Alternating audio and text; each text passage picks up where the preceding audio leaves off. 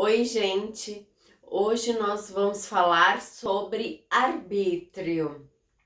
E nós descobrimos que nós só temos o arbítrio. Seres que possuem os livres arbítrio são responsáveis pelo seu próprio pecado. É isso que nós aprendemos na última aula. Por isso que o ser humano ele não tem o livre arbítrio, porque ele não pode escolher não ter essa natureza corrompida pelo pecado, já que nós já nascemos corrompidos e inclinados para o mal. Então nós entendemos que a salvação ela vem pela graça e não por uma escolha que nós temos, porque se nós tivermos que escolher, como nós temos essa influência do mal em nossas vidas, nós jamais iríamos escolher a salvação. Nós não escolhemos o pecado porque o pecado ele já nasceu dentro de nós.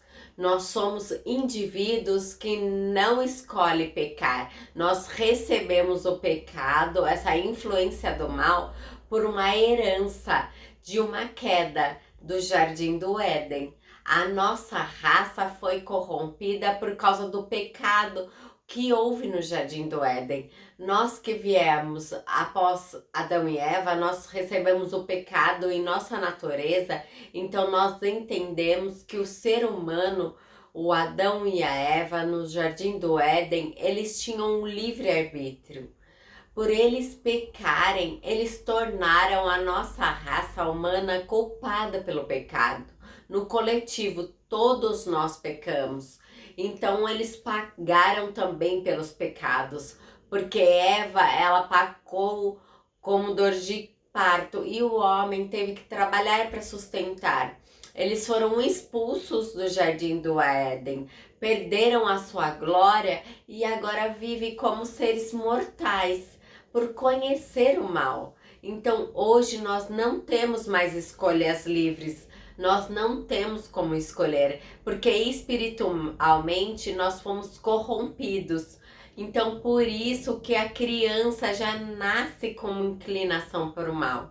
Então com isso nosso pai ele fez um plano de resgate para nos salvar, para nós termos a graça através do Messias, porque sozinho nós não podemos ter a fé, escolher a salvação.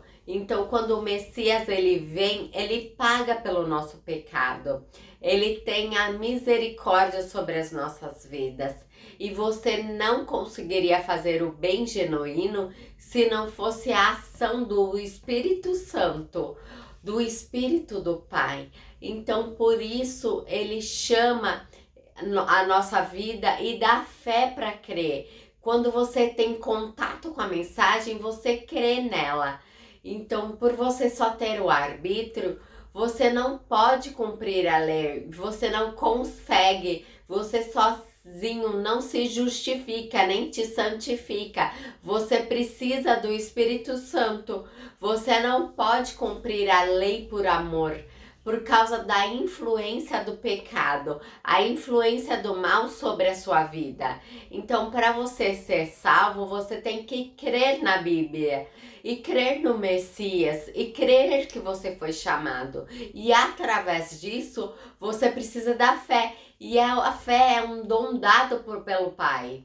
Então, Deuteronômio 30, 19, 20 fala para você escolher o caminho da vida, para ter uma vida de plenitude, para você e para os seus descendentes. Por isso depende da sua vida e para prolongar os seus dias na terra.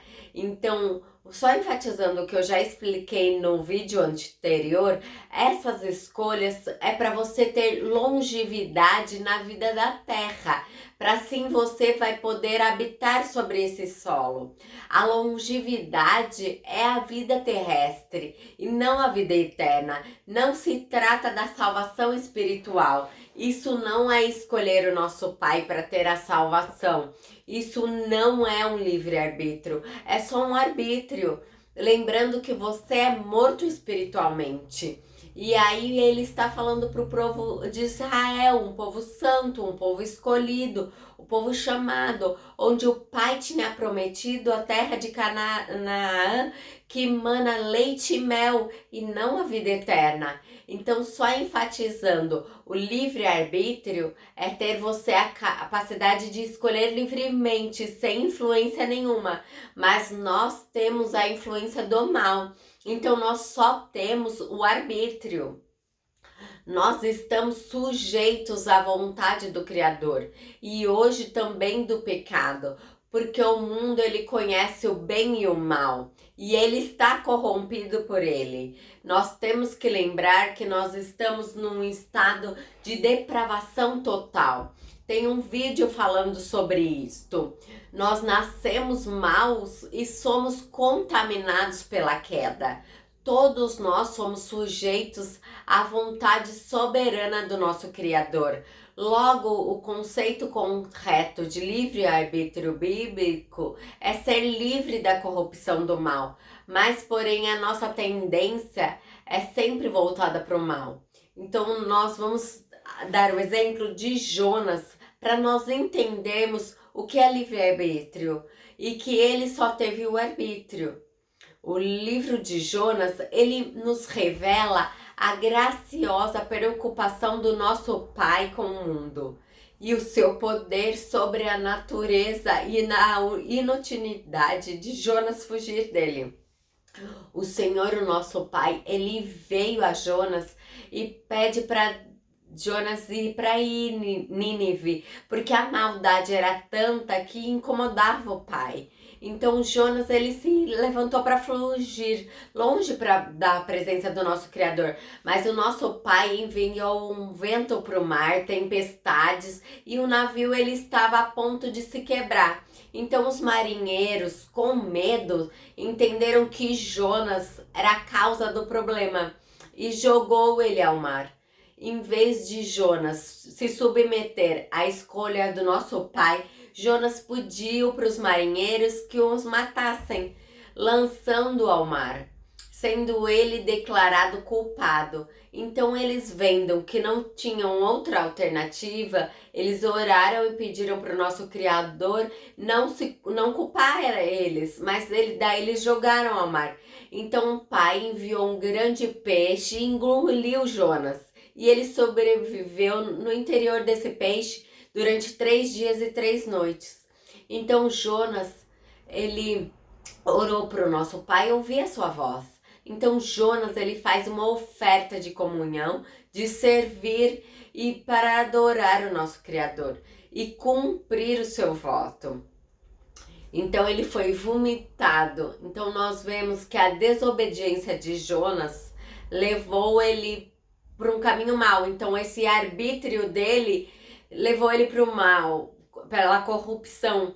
Depois dele ter sido jogado, cuspido, ele poderia, se ele tivesse o livre arbítrio, ele teria a decisão de falar, não vou de novo.